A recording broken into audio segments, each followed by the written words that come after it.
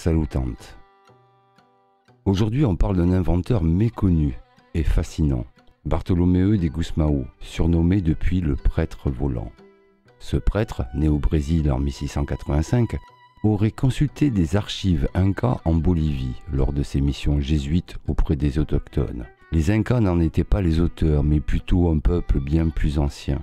Ces archives lui apprirent une multitude de techniques pouvant permettre de soulever, voler, détruire et même voyager vers d'autres sphères célestes.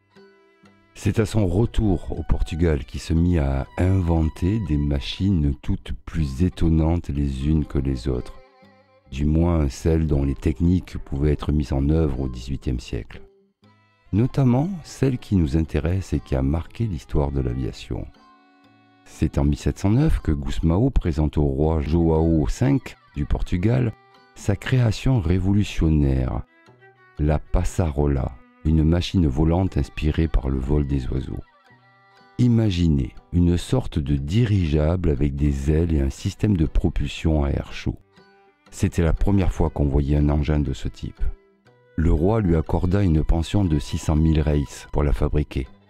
Entre le 5 août 1709 et le 30 octobre 1709, il fit de manière publique 3 essais, dont 2 prirent feu en vol. Le 3e prototype fut concluant.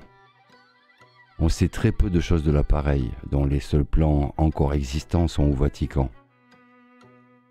Imaginez un engin dont la forme ressemblait à un oiseau avec une queue pour la direction et 2 ailes battantes.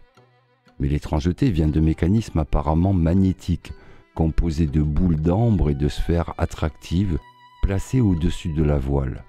Le tout propulsant de l'air chaud au travers de ballonnets gonflés à l'hydrogène grâce à une génératrice de gaz.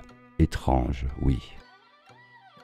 Malheureusement, malgré ses promotions, puisque académicien et aumônier royal avec le soutien initial du roi, Gusmão a dû faire face à la méfiance dans un premier temps, puis aux accusations de sorcellerie et de satanisme de la part de l'Inquisition.